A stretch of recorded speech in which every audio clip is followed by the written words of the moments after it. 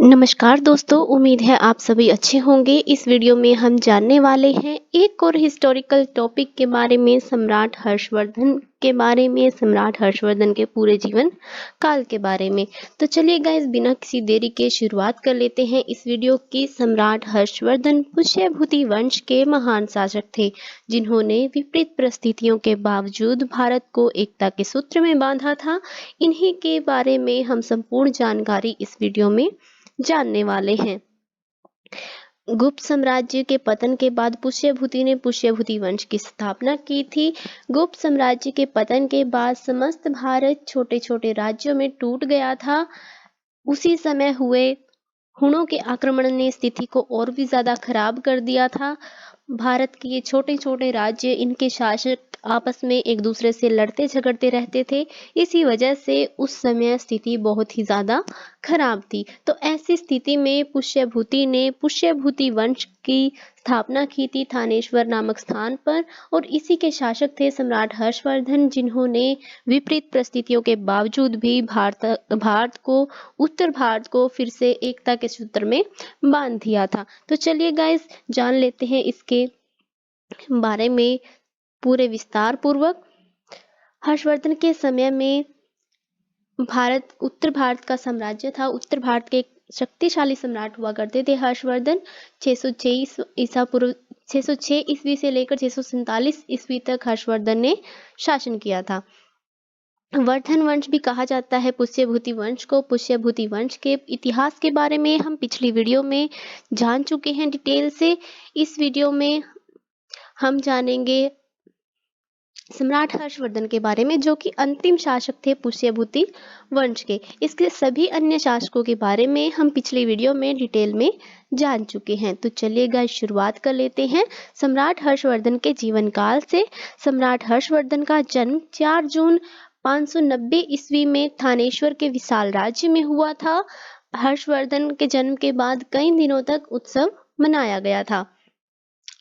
इनकी माता का नाम यशोमती देवी और पिता प्रभाकर वर्धन थे।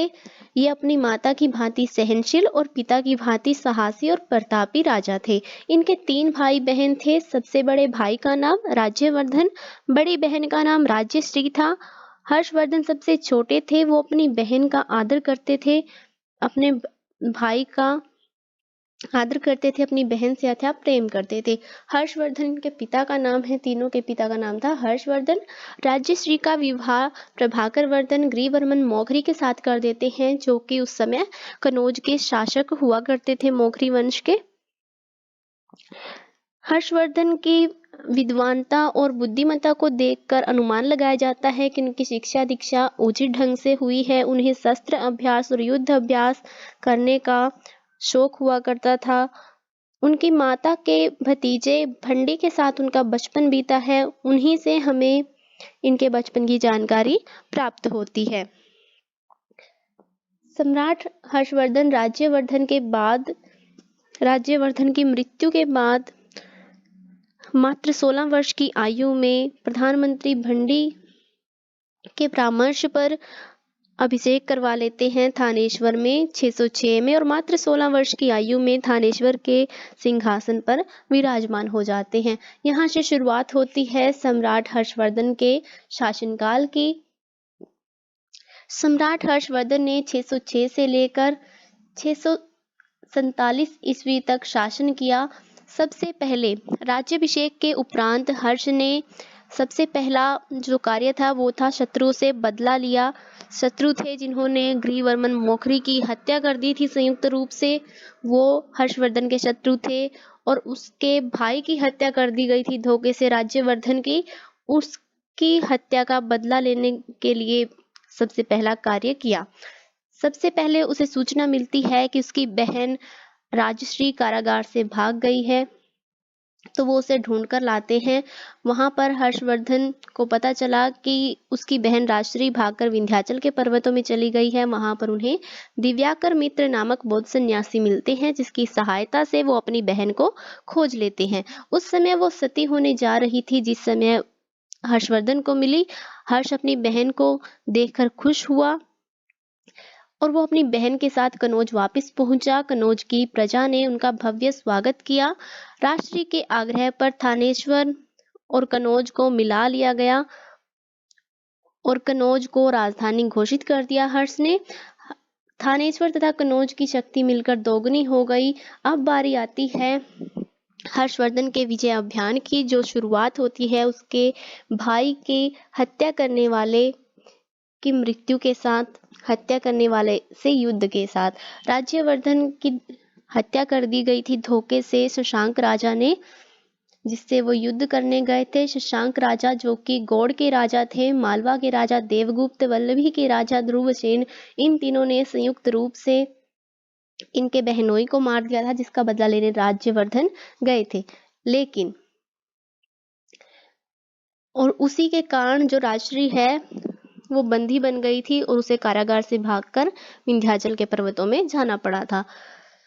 तो इसी वजह से अब निकल पड़ते हैं हर्षवर्धन इसका बदला लेने के लिए। गौड़ प्रदेश पर आक्रमण कर देते हैं।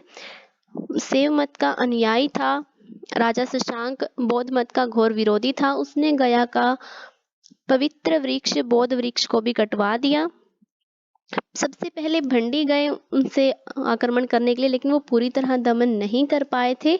इसी वजह से दूसरी बार युद्ध करना पड़ा, जिसमें उन्होंने कामरूप के राजा भास्कर वर्मन की सहायता ली थी और शशांक को बुरी तरह परास्त किया था। अंत में शशांक युद्ध छोड़कर भाग गया था। इसके अलावा अन्य जो विजय प्राप्त की हैं राजा हर्षवर्धन ने, वो थी 606 से लेकर 643 ईस्वी तक की विजय, जिनमें आ जाती हैं 5 प्रदेशों की विजय: वल्लभी, कामरूप, सिंध, कश्मीर, नेपाल और गंजम पर विजय। गौड़ प्रदेश की विजय के बारे में हम जान चुके हैं, ये सबसे इम्पोर्टेंट है इसमें। इसके अलावा वल्लभी और गंजम विजय इम्पोर्टेंट रहने वाले हैं। बाकी सबके बारे में हम थोड़ा थोड़ा जानेंगे। इसके बाद वो विजय अभियान को आगे बढ़ाते हुए लगातार 6 वर्षों तक युद्ध करते रहते हैं, जिसमें 5 प्रदेशों पर विजय प्राप्त कर लेते हैं: पंजाब, कनौज, बिहार, बंगाल और उड़ीसा। ये थे वो 5 राज्य जिन पे वो 6 वर्षों के दौरान 606 ईस्वी से लेकर 612 ईस्वी तक विजय प्राप्त करते हैं। हवेन सांग के अनुसार हमें ये जानकारी मिली है। इसके अलावा उनकी अगली विजय है वल्लभी पर विजय।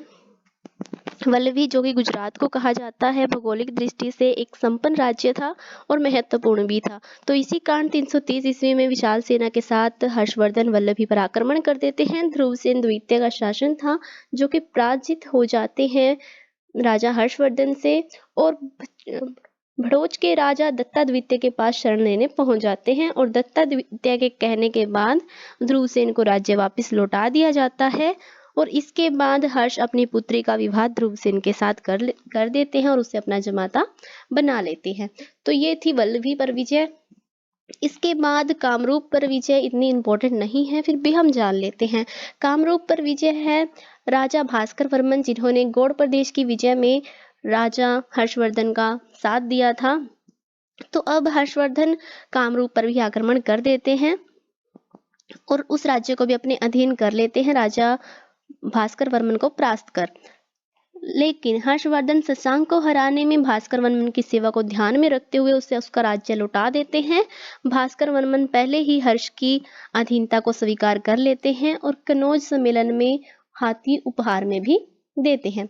इसके बाद कुछ अन्य युद्ध थे: सिंध की विजय और कश्मीर की विजय। सिंध की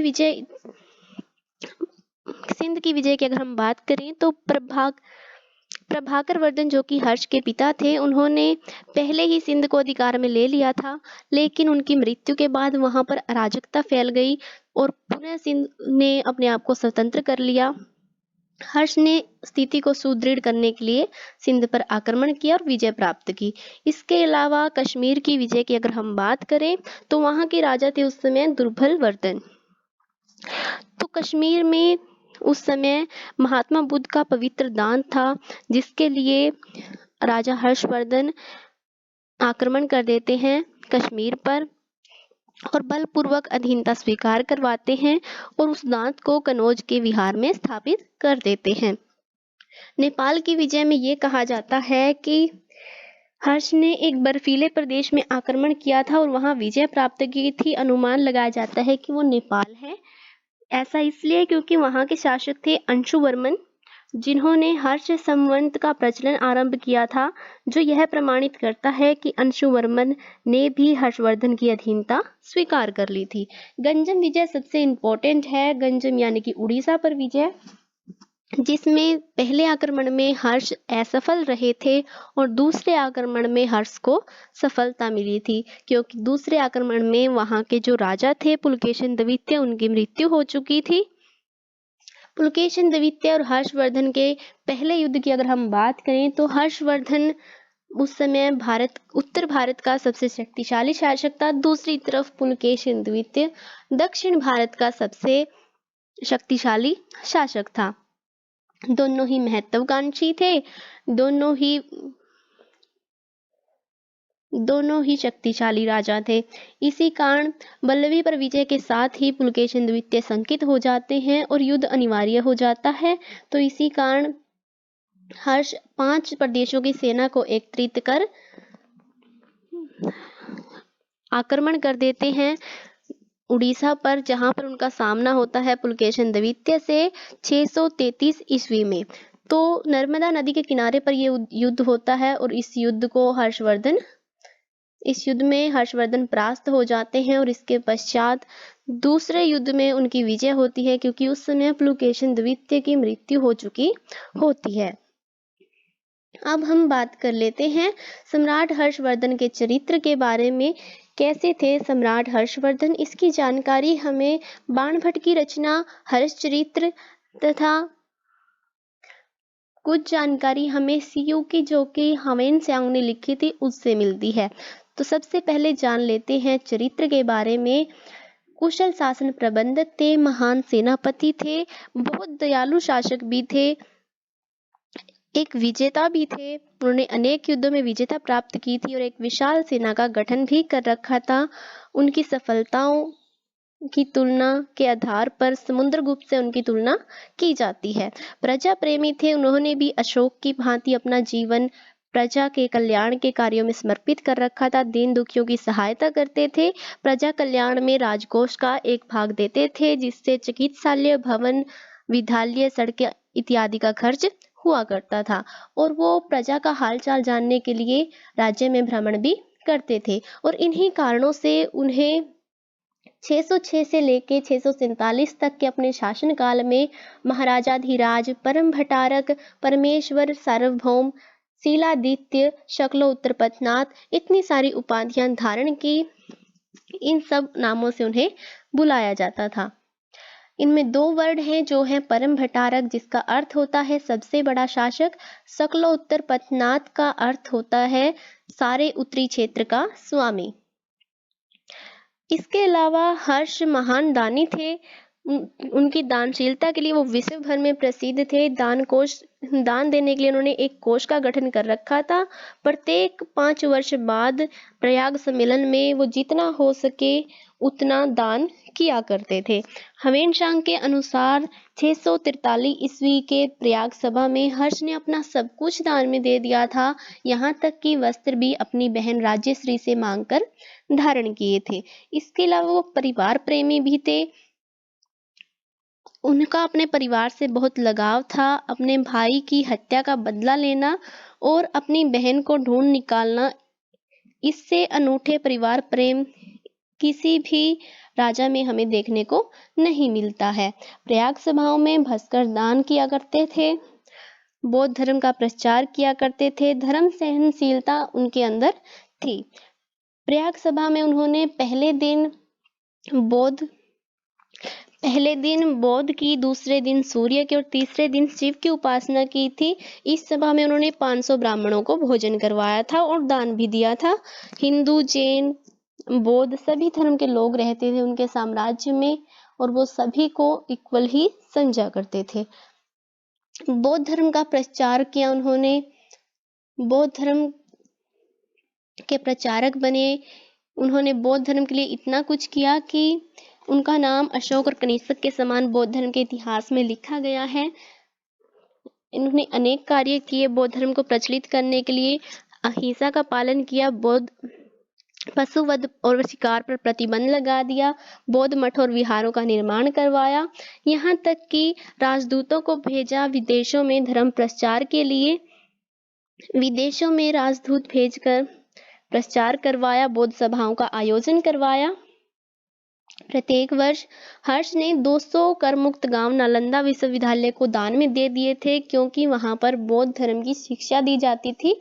इसी वजह से उन्होंने बौद्ध धर्म के प्रचार में बहुत सारे कार्य किए। इसके अलावा विद्वानों का संरक्षण की बात करें तो विद्वानों को हर्ष का संरक्षण प्राप्त था। उसके दरबार में बहुत सारे विद्वान रहा करते थे। उसने अनेक मठ और विहारों के निर्माण करवाए विद्वानों के रहने के लिए। उसके दरबार में बाणभट्ट, दिव्याकर, मयूर, जयसेन और भास जैसे विद्वान रहा करते थे।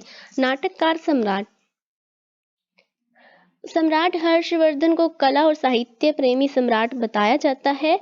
वो स्वयं एक नाटककार और विद्वान शासक थे। उन्होंने 3 नाटकों की रचना की, जिनमें रत्नावली, नागानंद, प्रियदर्शिका उनके द्वारा रचित किए गए नाटक हैं। इसके अलावा बाणभट्ट उन्हें काव्य रचना में दक्ष बताते हैं। उनकी तुलना कालिदास से करते हैं और एक महान साहित्यकार संरक्षक भी बताते हैं। बाणभट्ट की रचना हर्षचरित्र और कादंबरी जैसे ग्रंथों की रचना की। उसके दरबार का दूसरा जो अमोल मोती था वो था जयसेन, जिसने योग शास्त्र, वेद, ज्योतिष, भूगोल, गणित व चिकित्सा आदि विषयों पर लिखा। हर्ष ने जयसेन को 80 गांव की आय दान में दे दी थी, लेकिन उसने इसे स्वीकार नहीं किया। मयूर व मतंग जैसे विद्वान उसके दरबार में रहा करते थे। मयूर ने सूर्य शतक की रचना की थी। उन्हीं मयूर की बात हम यहाँ पे कर रहे हैं। तो वो एक महान साहित्यकार और एक महान साहित्य संरक्षक भी माने जाते हैं। कला और साहित्य का संरक्षण किया करते थे।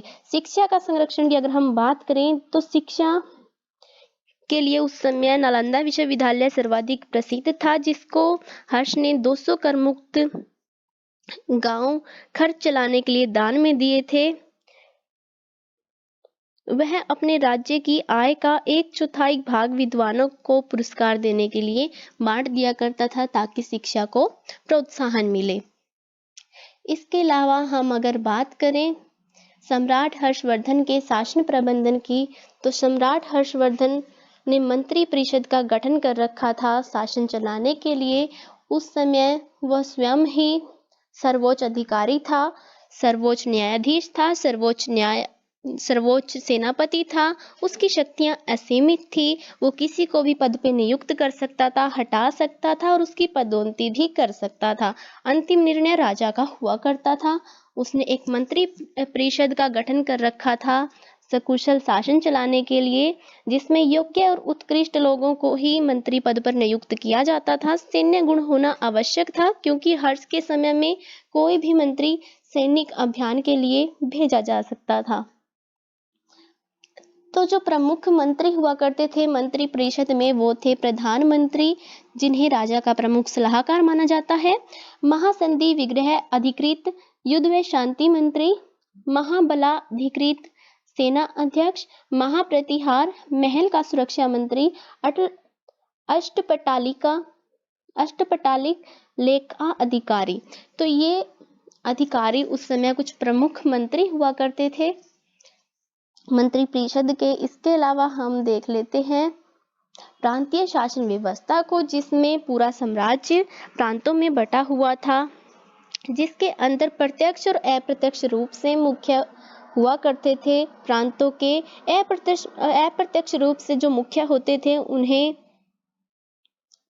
उन्हें भोपाल, कुमार, लोकपाल, निरपति और महाराजा जैसी उपाधियां मिली हुई थी। इसके अलावा जो प्रत्यक्ष रूप से नियंत्रित किया करते थे उन्हें उस क्षेत्र को भुक्ति कहते थे, और उनके मुखिया को उपारिक या कुमारमात्य कहा जाता था। प्रांत आगे चलकर विषयों में बटे हुए थे। विषय का जो मुखिया होता था वो विषयपति या फिर आयुक्त कहा जाता था। विषय आगे पथक में बटे हुए थे, जिसे ब्लॉक स्तर का अधिकारी माना जाता है। पथकपति कहा जाता है उसे। उसके मुख्य को ग्राम या फिर नगर जो होती थी उस समय में सबसे छोटी इकाई होती थी, उसके मुख्य को मेहतर या फिर ग्रामिक कहा जाता है। पंचायत हुआ करती थी सबसे छोटी इकाई। इसके अलावा हम उसकी सेना प्रबंधन की अगर हम बात करें, 4 तरह की सेना होती थी: अश्वरोही, हाथी, रथ सेना, पैदल सेना, जिसमें कुल सैनिकों की संख्या 6 लाख थी। 1 लाख घुड़सवार और 60,000 हाथी मौजूद थे। सेना के मुख्य को महाबलाधिकृत कहा जाता था और सेना का नेतृत्व करने वाले को कुटक कहा जाता था। राष्ट्र व्यवस्था की अगर हम बात करें तो आय के स्रोत हुआ करते थे भाग या उद्रंग, जो कि कुल उपज का 1/6 भाग होता था, सभी को देना होता था। इसके अलावा बलि होती थी। बलि का अर्थ है जो प्रजा अपनी इच्छा से राजा को उपहार देना चाहती है, गिफ्ट देना चाहती है, उसे बलि का नाम दिया गया है। चुंगी कर, बिक्री कर, वन कर, ये सभी को देना होता था जो इसका इस्तेमाल किया करते थे।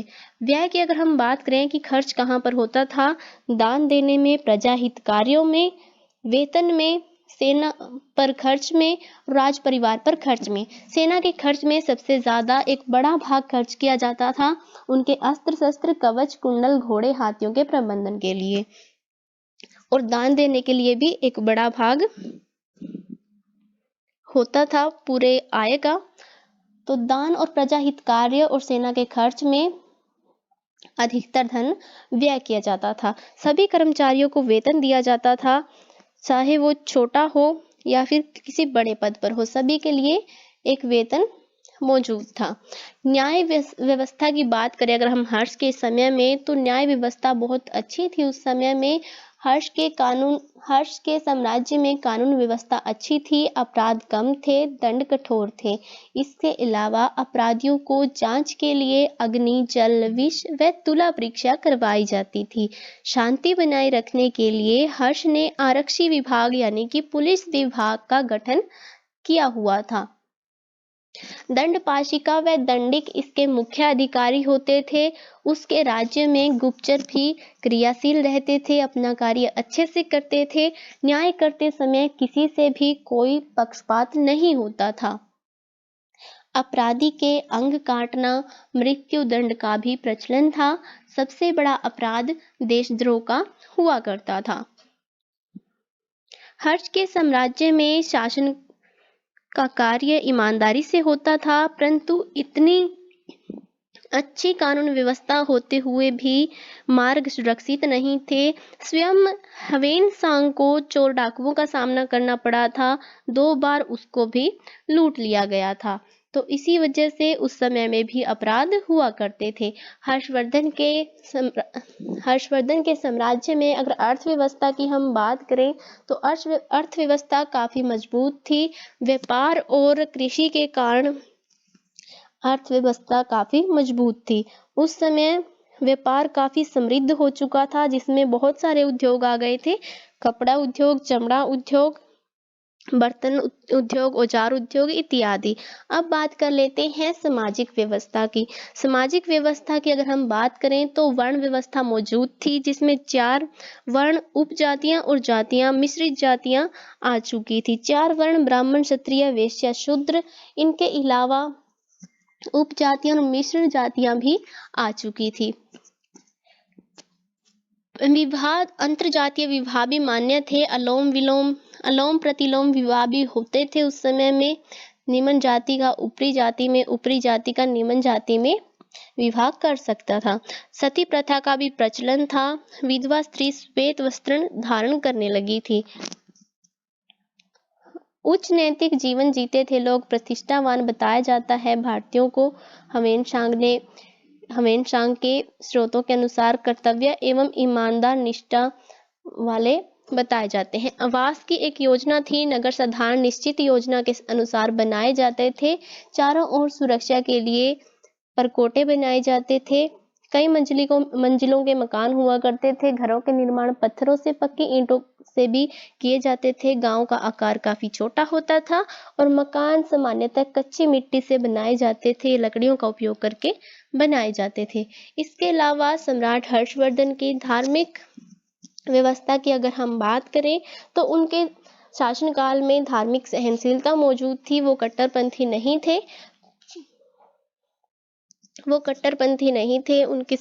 उनके साम्राज्य में शैव, वैष्णव, हिंदू, बौद्ध, जैन सभी धर्मों के लोग रहा करते थे।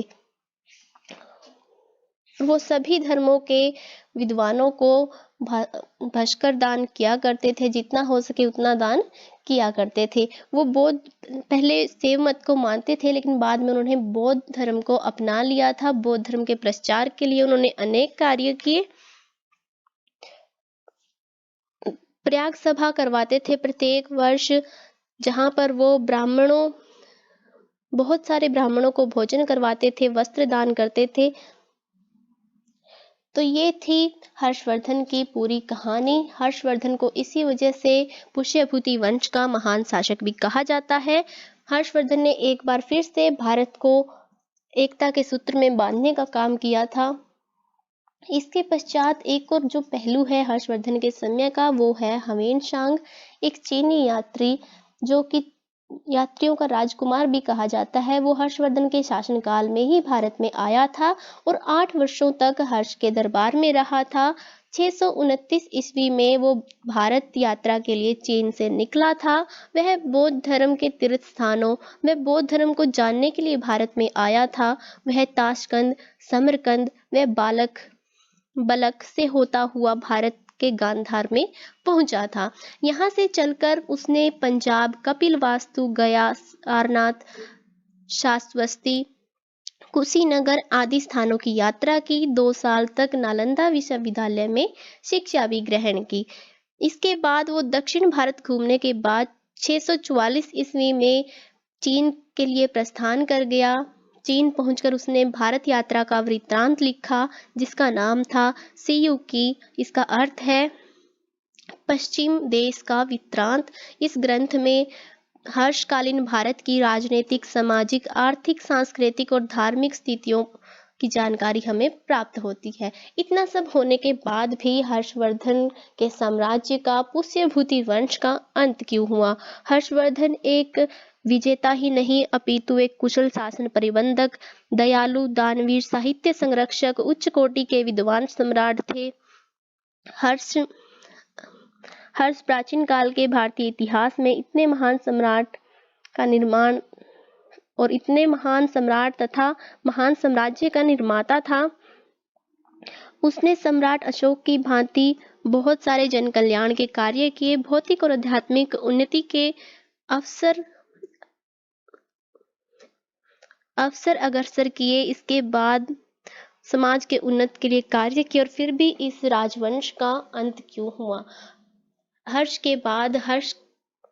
की मृत्यु के बाद उसका कोई भी उत्तराधिकारी नहीं था। इसी कारण से पुष्यभूति वंश का अंत हो जाता है, पुष्यभूति वंश का पतन हो जाता है।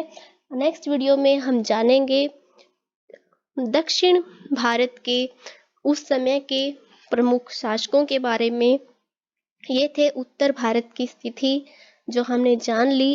अगली वीडियो में दक्षिण भारत के बारे में हम डिटेल में जानकारी प्राप्त करेंगे। इस वीडियो में इतना ही। अगर आपको वीडियो अच्छी लगी हो तो वीडियो को लाइक करके चैनल को सब्सक्राइब जरूर कर देना। Thank you for watching guys. जय हिंद, जय भारत।